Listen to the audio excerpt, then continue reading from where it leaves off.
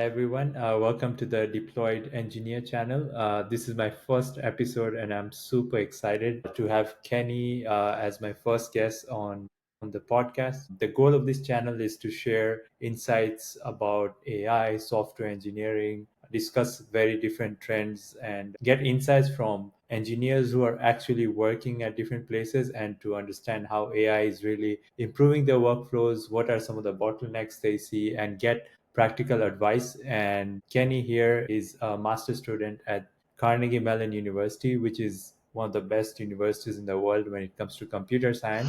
I have learned a lot of things from Kenny. We both work at the same place, and he is a deployed AI engineer working at Addy, where we are automating loan origination. And yeah, I'm super excited. I will just get Kenny to tell me more about himself. So, Kenny, yeah, ball just rolls to you. Can you tell me how did you get into computer science, and tell me a little bit about what your interests are and what you are currently doing and your goals. Yeah. Oh, sure.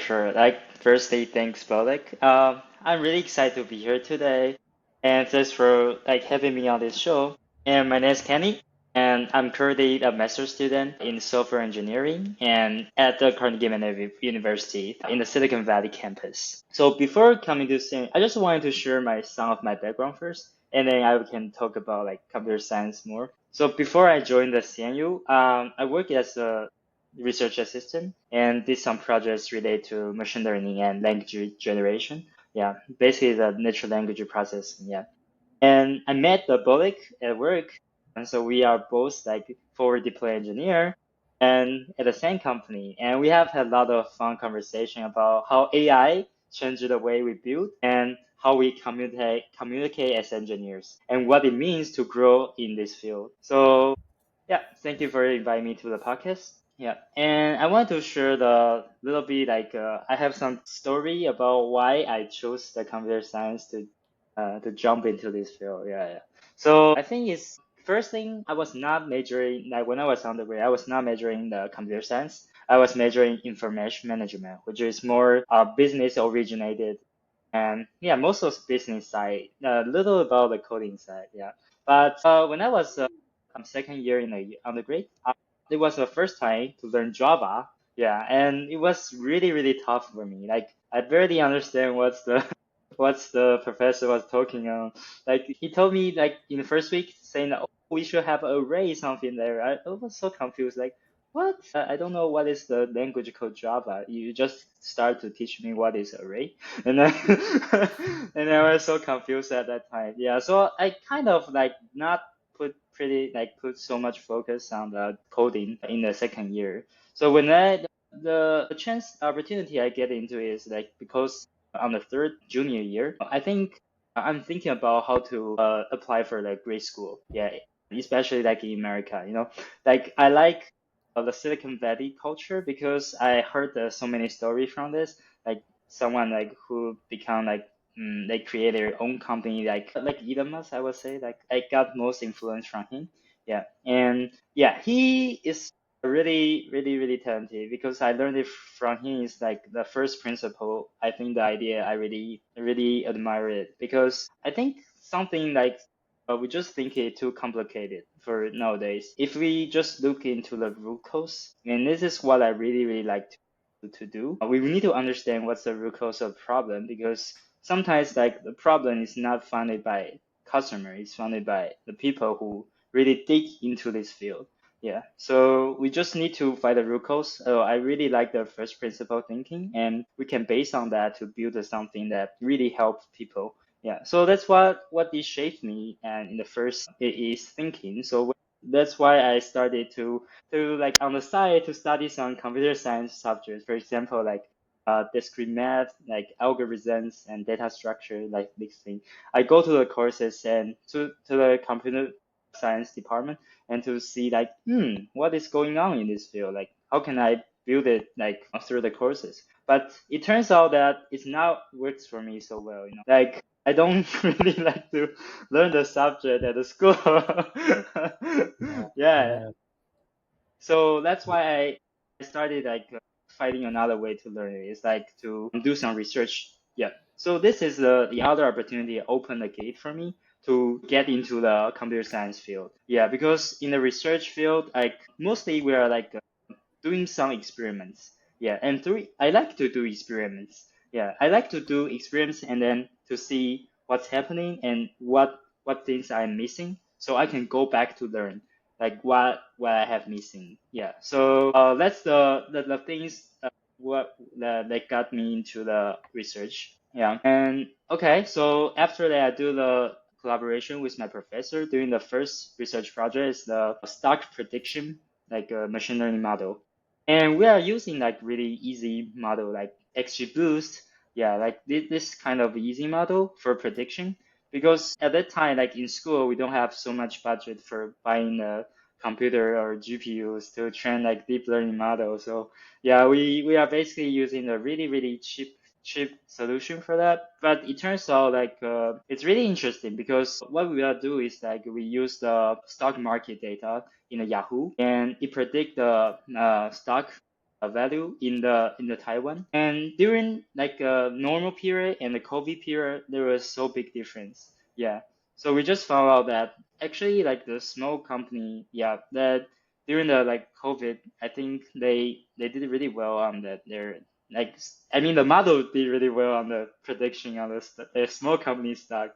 I mean, oh, Awesome. that's something. That's something. And yeah, so I think it's why it really like to get into this field because I found something interesting. So yeah, basically, and after that, after the senior year, I went to another research institute. Yeah, and also in Taiwan, and I also do some like language processing there. And it was really interesting as well because what we're doing is like we have camera pictures from the car. So imagine you have like surrounding view of the car and you wanted to turn it into like engaging questions. So when you are driving, you probably sometimes feel bored. You can like let the AI to ask you some engaging questions like, oh, what do you think the most historical like symbols in this city? Yeah, like guys, it start like some start gaming to you, like yeah, and you will feel like it's interesting. So our project is like to build surrounding pictures and put it into a model, and it will generate some like English questions. So I first joined that research group. Yeah, although I was like still really young, you know, like I want to learn more about machine learning. So I began join a group. Although I'm not really good at like building models something at that time, but I still really enjoying that. Like collaborate with the people who really dive into the like architecture of the model and how to make a performance well, or also how to like make the model small. So that gave me really valuable experience and also like really interesting uh, I mean ideas that trigger me to study the grade school. Yeah, for sure. So that's why I came to the Silicon Valley for the grade school. Yeah. Yeah. So I think I'm really lucky that I think because most people probably they did like computer science for 4 years and then they go to grad school. And but I did not do like that. Yeah. So basically I was like triggered by the interest that I like to do some experiments. Yeah. That's really cool. You know, you got into computer science a lot later in terms of like, you know, you had a business background and then you decided that, hey, I'm gonna give computer science a chance. Like, you know, there's some people who want to ramp up or learn new skills down the road, and you know, do you have any advice for anyone who wants to learn new things and break into a field in that sense? Like, you know, if you could give me a 30-second primer on how do you learn now, and you know, are there any ways you optimize your learning even in grad school, like overall using AI or otherwise? Yeah, I would say I was really lucky because when I was first jumped into the like computer science field and during like I think it's like 2022 to 2023 and there was the ChatGPT just released, you know? So I was the first like few like user. I saw the news. I know that there is like some tool It's like natural language chatbot. You can talk anything to it, it can respond it. So that time I mean, before that I have some coding experience, but when that tool just come, I just noticed that, oh, this is a great tool for me actually. Like the chatbot, it can like explain the details and something like I'm missing during the school for me. So during my like mostly like projects in the lab to doing the experiment, I use a lot of ChatGPT for sure. So what I did is like firstly I will let you to break it down the big problems. I'm not good at solving the big problems, but I think AI is really good at solving big problems. So I think I just let them first to break to down to the really tiny thing, and I study from the tiny things and to see like, should we like solve this? Like, what's the order I should solve it? Like priority things. Yeah. So I will say mostly if there's a programming problem, yeah, I will study from the really easy to see that feedback, like front end for sure. Like I really like to see the feedback first. Yeah, and then we go through more and to the idea that it's really like stuck me. And then we study like iterate with the ChatGPT a lot, and also like during like the research, because I was in the research lab, and we found out that ChatGPT like improves so fast. Like every week he updates. So basically, I just wanted to utilize his ability to help me more. Yeah. So actually, we also use the ChatGPT to generate some data. So to train our model as well. Yeah, that's because he is really good at generating like something. Yeah, so I would say there are so many like paper that are talking about how to generate the data through the AI. Yeah, and high quality data, the high quality data. I would say, yeah, really impressed. Yeah, at that time. Yeah. That's So cool. yeah. Mhm. So I So I, think like. yeah, so when you're like reading a paper, like are you almost always using ChatGPT to sort of read and research that paper with ChatGPT and discuss with it? Like, what's your strategy? Yeah, true. Firstly, I was using the at first I used the like really traditional way to look the abstract to the limitation and to see the reference and then start to see what's the step their experiments has done. But after ChatGPT comes, I just use that to say, okay, give me the summarize about this abstract. And also like give me some like a reference. I will pull like some reference because there are listed reference in the paper some yeah most of the time, and you can just search it on the website, and I give all the contents to ChatGPT and saying, hey, like, do you think this paper is like really change something? Because I will what I'm thinking is like most paper they did not really do a big improvement. Some of them just I was not say their evidence is really solid because in different environment to make experiment, I think especially in machine learning model, always not accurate. There is a bias there, including your data what you train until the code what you write. And I really believe that some only few paper that has make much change. Yeah, so I will really quite wanted to understand what's the some paper I read is really valuable to read or not. So I first just use ChatGPT to make them to help me to understand what's the really good contribution on this paper and what's the source, what's the innovation he gives me. Yeah, and then starting from that point, I can make some decision. Can I combine some of their methodology, their advantages together and make it better?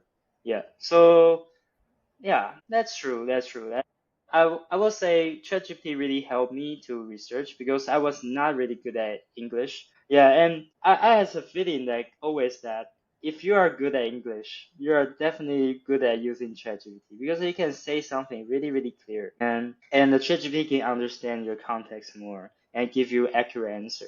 Yeah, because sometimes I just feel like so annoyed, like I need to if I didn't type explain really well, it still cannot capture what I mean. And I need to put a lot of effort to iterate with his conversation. That's really annoying. But now that I think it's changing, yeah, because I think the model just improved itself a lot. So it can allow you to give you more context, so they will understand more for sure. But I mean, if you because like you can see like AI can write code nowadays so many, and but the thing is that how do we manage the AI to do it? So I will believe that if we still learn English is so important because if we can get more accurate comments, they can perform better than the others' performance. So this is a Okay. great chance. So are you implying that the results that we get, when we're using ChatGPT in English versus when you use Mandarin, like there's a clear, better output in terms of like what you're looking for, or would you say it's one on one? Like, do you feel that difference, or typically they give you, you're getting about the same type of results? That is really good question. Sometimes I found that in the ChatGPT, like nowadays version, like I will say not pretty much different if I use Mandarin and English. Yeah.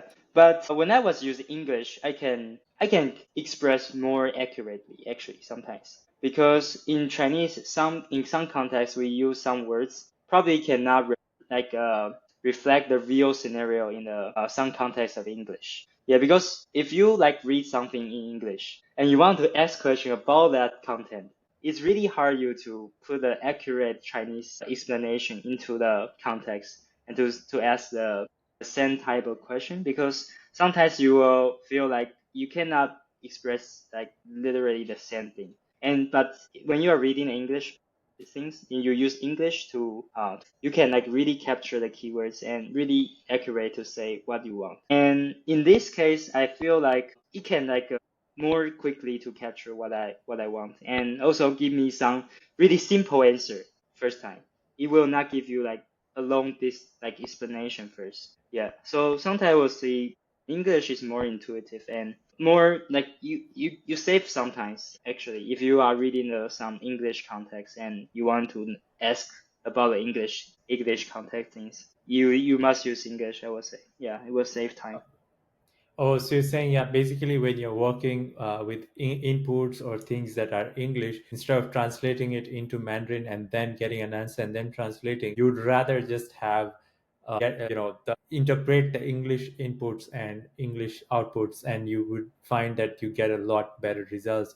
But if you are like speaking in terms of the context when understanding something in Mandarin, for example, you would just have Mandarin as the input and Mandarin as the output, and that would be the best way to sort of understand, I guess, that instead of getting that Yes. translation layer. So I think that's really interesting insight, actually. Yeah, that's awesome. So that's all great, and yeah, thanks for sharing some of that. How you're using that. Are there any other tools that you're using in terms of like searching, or are you using things like voice in your day-to-day life, using any specific types of AI technology day to day to make your life better at work, at home, whether it be shopping, whatever it is like? So, just wanted to understand that. Well, that's a good question. I think usually in the daily life, I use the ChatGPT still a lot because I think he's like the most friendly agent to talk with. He will Yeah, always definitely. yeah, to say something really good to you. And first, so I will use this because I use the iOS, so I use there's like a really easy symbol on the iPhone. You can just click it and they can directly go to the camera, go to the voice, go to the like chatting mode. So you don't need to open the app to start it with that. You just click one button and it will go directly what function you want. And in that case, I think it's really easy for me because like when I was in the supermarket, I would just pick just press one button and it will like for example chat mode. The chat mode will you can see the what's the market products have, and you can at the same time say chat with the agent, the model. So it can tell you like, oh, what's the product about this? Is it really popular in America? Because I was not live here for long, so for a long time, so I probably don't know like what products really popular here. So I will use the AI to help me to understand more context, like what's the product is really popular here and why, the reason. Yeah, and is it cheap? That's important. Yeah. And That's most of the time, they probably cannot really give you the real price because I mean the price in different region is different. but it can tell you like, oh, like some of people use that and because of why, and you can have a like sense like, well, okay, it's good. Like, so I like to use that in the daily life to explore the things I don't know, and yeah, that's a good thing. And the other thing is like the AI thing I use a lot is like cursor, like because I most time like working in the coding, so I like to use cursor for coding. Yeah, and I found the cursor is really make a coding really easy. Yeah, when I was remember I was learning Java. Oh, that is really tough. That was really tough. Like I need to like go website to search each syntax and to find the library, what's the meaning, the input, the output, and everything. And it's really takes time and also like make me like I feel like I'm really dumb. Like why I cannot like do something like just do it. And yeah, but which I just stuck there and don't know how to do it. But in the AI, like, actually you can like through chatting, if you try more times, actually it can give you more high quality like respond. Yeah, because he knows more context what they are doing. So I would say, yeah, the cursor did it really well because they optimized their model for the coding. Actually, I think the foundation still is cloud, but I think on the top of it, they still do some like process and make it so easier for people to use the cloud model. Yeah, so I would say it's really amazing. Yeah, and also I just like the last week I tried one product called Lovable, and which is so amazing. Like, I mean, it's still expensive, I would say, but it's the effect they make is really shock. Like last week I was like building a tool for our company for make a testathon. Okay, so the testathon is like a hackathon, but our main goal is to like everybody to find the bugs in our platform and to submit in the Jira ticket. Yeah, so I was thinking, hey, why don't we just build a website and let people to like just submit their bugs to there, and they can generate it a Jira ticket automatically, and we don't need to like put it manually on ourselves by ourselves. So I started using Lovable. Amazing, like 6 hours, not even 6 hours. I just use like the first 2 hours to prompt, and it can give you really beautiful front end and also like the back end, because the backend they mostly use the Superbase, and which is allows an NCP a lot. And also I think Superbase have some like something like call functions. You can just define the function in the Superbase and you can call it directly in the front end. So like they don't like Lovable don't need to deal with the front end thing. They can just use the Superbase to deal with the sorry. You can just use the Superbase for whole backend. Yeah, so make That's so awesome. easy. Yeah, and people just love it. Like my colleagues, they love to submit their bugs into the platform because it will like real time showing who submit the bugs. Yeah, it makes the competition more interesting. Yeah, just make people want to submit more bugs. Yeah, because we also have a leaderboard. So when they submit the bugs code, the model will like check their bug and give the score for them. Yeah, if it's really serious bug, it will get higher score. And then in the That's end, we just give the higher score. Who has higher score a big prize. Yeah, so it's really interesting using Lovable. That's really cool. So basically, using ChatGPT day to day, and you mentioned that you have a widget on your phone, and the widget is just makes it so easy for you to just boom, go one click and sort of get into the app, and you're able to like sort of shop or look up some information that you need to look up. You also, I'm guessing, use a lot of voice as well on that to brainstorm. As far as your coding goes, you mentioned cursor and you really like the cloud model, right? And you said that Lovable is great. You used it to build an internal tool for the company in one of the hackathon like events, and it really made the whole event engaging and really cool to hear those points of view. So you and are you using like any other tools beyond besides that at work or like just otherwise that sort of are a little less known, for example? Less known. Yeah, I think most of it is like about coding things. Yeah, like recently just found the cloud code. Yeah, it's really I think it's gonna have a really good output compared to the a cursor, because I think the foundation model is built by cloud, so they can really optimize their model for the cloud code, I guess. Yeah.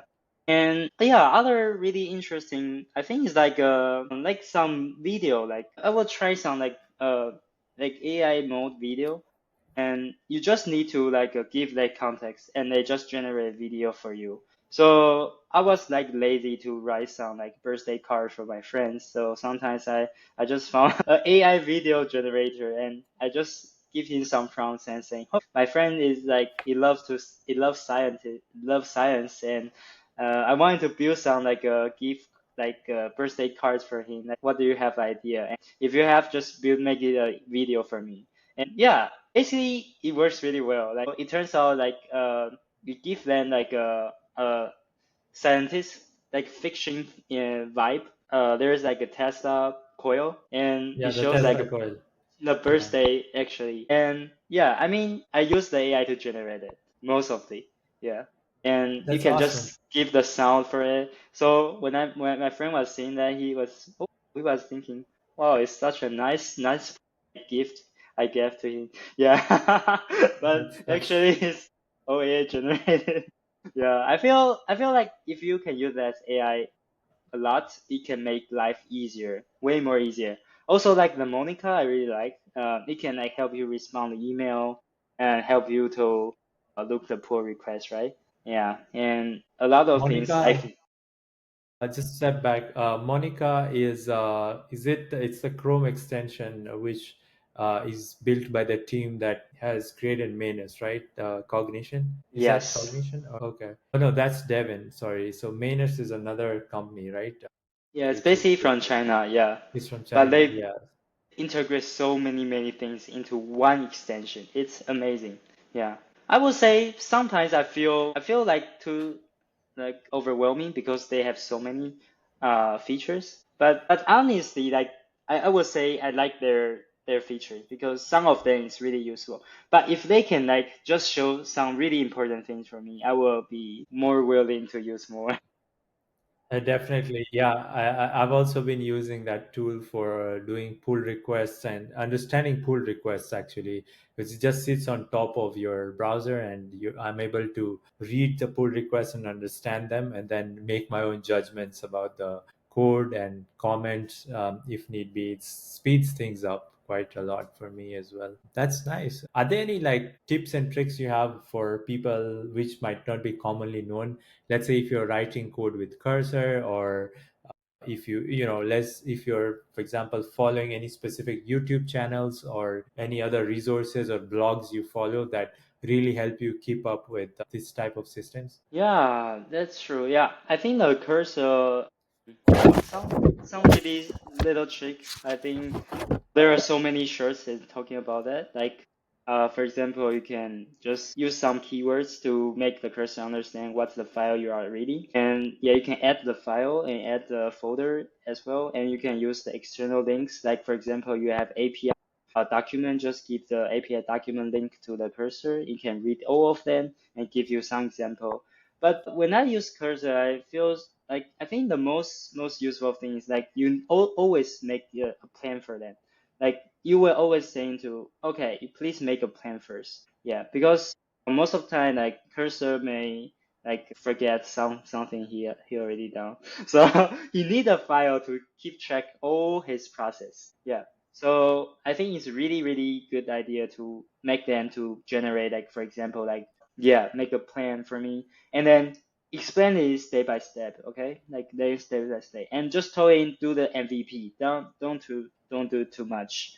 Yeah, and just make sure when they change something, if it's not on the plan, make sure they fix the plan. Yeah, that's also like really important. So I think cursor have like something called cursor rule. You can define the rules there, but you also can still use like a markdown file in different folder and just whenever you use cursor, you just say to him, there's a file you need to look at first and make a plan. Yeah, and you can modify the plan in the same file as well. Yeah, I will say you will understand more context when you are coding, and yeah, just make them to work. You know, like AI, AI word is like make your life easier. So you should, and but still need someone to work, right? And that's the AI. That's interesting. Yeah, that's cool. Have you encountered any sort of limitations and when you're working with these models, like you're using some tool and you face some bottleneck and you had to intervene to fix that issue? Have you had some of that, and where is it most commonly that you have found that there's a pattern of coming into the play and being the human in that system who is trying to correct things or steer things in the right track? Like, do you have any experiences as such? Okay, so from my understanding, I think yeah, is that the question about like how to make a decision to let AI to like implement? Is it like this kind of The knowledge? point, basically limitations, right? So sometimes, just as an example, is like you might be searching for, let's take the chat gpt when instance. When it first came out, it did not have web search, and because it could not verify the latest resources or use the web tools, it could not give you the most recent answers, right? It would not give you the right answers most for the most recent things. So you had to take that limitation and use it, and take note of that and use it. I think in my experience, another instance is using cursor, for example, for writing code has some limitations. If I work with really large files, really huge code bases, cursor does break in some instances despite changing the models. Have you had any instances where you're using cloud code or cursor and you like hit a bump, and like how do you, have you experienced that, and like how do you navigate such a situation?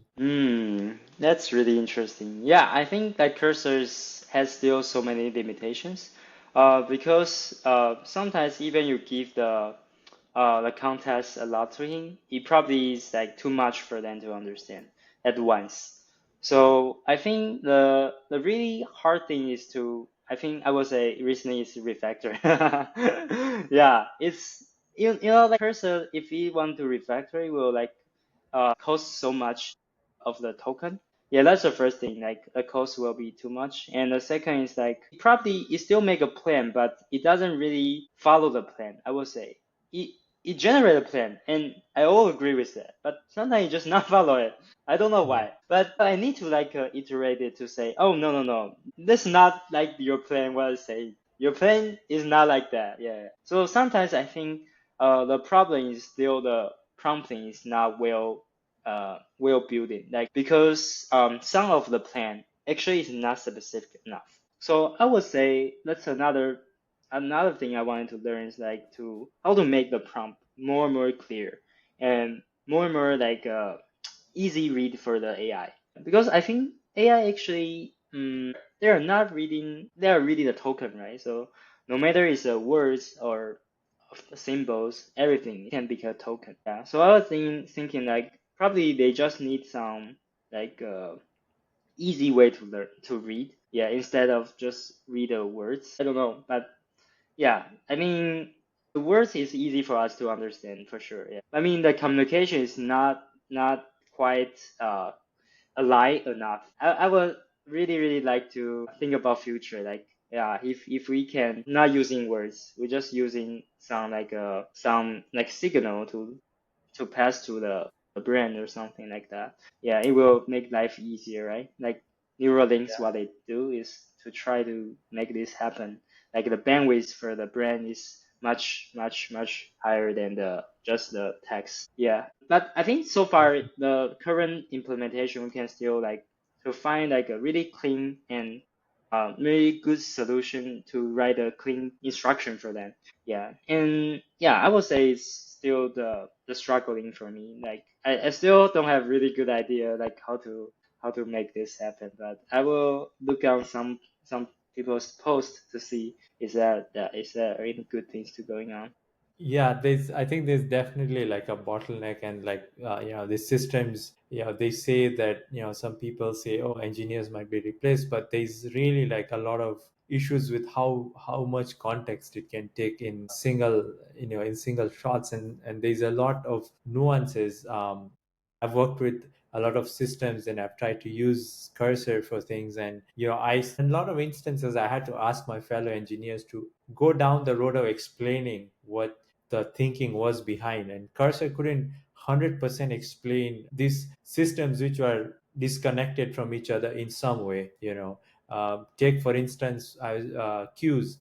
I was working with queues, and sometimes the cursor cannot really see these external integrations. It does not have a picture of the external integrations altogether sometimes, and you have to figure out that by yourself, because cursor isn't connected to, for instance, your Google Cloud logs, or it's not connected to the queues on Google Cloud, and there's no way for cursor to understand or reproduce that flow of data in the first, when it's first even scanning the code gives it some insight and angle, and it's easy when the flow is one way, right? Like or even two way, but when the flow is sort of like going somewhere, and then there's an integration, and then another integration and another integration, I find that cursor can really mislead you if you trust it too much on those things. So you have to sort of spoon feed the system in that case.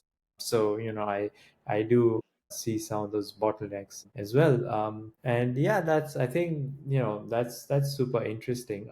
Is there anything else you'd like to share with other fellow engineers or anyone who is in tech at this time? Anything just that pops up in your mind that maybe you wanted to share, like another 5 minutes or something? Yeah, I just feel like AI is growing so fast. Like, if we don't use more AI, somebody will use more familiar than you. Yeah, I will say like, I really think we probably get the engineering jobs more boring, but I will I will need to say like, how to utilize AI still is a big plus for the engineer. Yeah, like engineer nowadays probably no need to focus really on codes. I mean, they still need to focus because AI always make wrong, right? You need to review that. In sense that like, I was thinking like in the future they will improve really fast because I can see like cursor they are using the code, and they also give so many feedback from the code like coder, right? Every engineer use that, so they can get so many feedback, and they use that feedback to improve their model. I think in one day it's gonna really close to a human. Like, for example, like from only few months, I probably think he will go to like a mid level, probably not the top architect things because he doesn't really know the whole picture actually, especially like when you have a business and you need to communicate with customer. This is a huge barrier for AI. They cannot touch the real world. They only touch the world in the code base. Okay. So when it comes to this kind of a job, like talking to customer and knowing the needs and finding the root cause and command the AI to help you finish this, I think it's another workflow. Like it's a trend for the future. Like everyone probably engineer probably need to focus on customer more, not only the code itself. Yeah, I would say like every job is the same, like not only the engineer. People need to interact with people. That's how like human, like it's like a social animal, like they need Yeah. to do social things. Yeah, so it's really important to understand someone's needs for sure. And also you need to have like just to know the root cause, what's happening. And you can utilize the AI to help you to solve that problem, to give the real value. So on both sides, I think for the, like communication or knowing that more context in like for example like how to know like the needs, something probably we can have more thinking in that way. And also yeah, for sure learn AI tools because AI can help you so much on the other side. If you have both sides, you're gonna win. You even can build your like unicorn company for yourself by yourself because you know what to build and you have AI to help you build. You are like the middle. So this opportunity, I will say like so many. So I think it's a big chance for like single developer to build a company. It's not like before it's so high barrier you need to cross. It way more easy. But the thing is like just need to begin to build. I think yeah, that's always I heard so many people telling me that okay, just start building there. Yeah, like that's the only way you can know what's the limitations there and what's the next chance you can see. Yeah, because you know what's the limitation, so you want to solve the pain points, and then you know, okay, I need to improve my communication, so to know more about needs, and I need to improve the AI, like utilize AI ability to use more AI. Like in that sense, like you can grow faster and eventually reach your goal. I would say that. That's awesome. Yeah, like meta prompting, where you're using AI to learn AI, and that's like one of the really cool things that people don't sometimes think about. And when you tell this to somebody, they're like, "Oh, yeah, I wish I had thought about that," which is so interesting. So yeah, no, definitely like learning these tools, and if they help your productivity, it's definitely like I agree. Like it's helped me, and I think others should look into this type of systems as well. And yeah, that's Yeah, I think like every engineer can become like product manager, it become yeah, CEO because they just need to know how to communicate and knows the needs at first. yeah, Because most of jobs they can assign to AI to finish, yeah, I would say. yeah. Yeah, and I think this is what the forward deployed engineering is now about, right? Getting more closer to the customer needs and building systems around those. But yeah, I Yeah, think that's that. Otherwise, I think we will have to wrap up here. Kenny, thank you very much for yeah, sharing all the insights here. I appreciate that. And while we leave the podcast and we conclude, I just wanted to put this tradition where you have to ask the next guest a question, and I will ask them this question during the interview. So for whoever is the next guest who you don't know about, what question would you like to ask them? I wanted to ask about like a AI security thing. Yeah, because someone says that AI probably need to like no so like restricted the laws for the AI because we need to develop AI faster in this sense. But the other side, people are saying, probably the AI grows so fast and then it's unstoppable. Then one day probably it will hurt humans back. Yeah. So I really wanted to ask about like how do you think how the next guest will think about how to like what's the extent that AI should go, like should we set some laws for that or should we just accelerate as fast as we can? Yeah. Okay, that's awesome. That's an awesome question. So yeah, noted that down, and that'll be the next question for the next guest. I'll make sure to look back to you and give the answer. Hopefully, you'll watch the next podcast as well. Sure. Yeah, and yeah, that's it. I want to conclude the episode. Thank you everyone for watching, and see you next time at the Deployed Engineer channel. Thank you.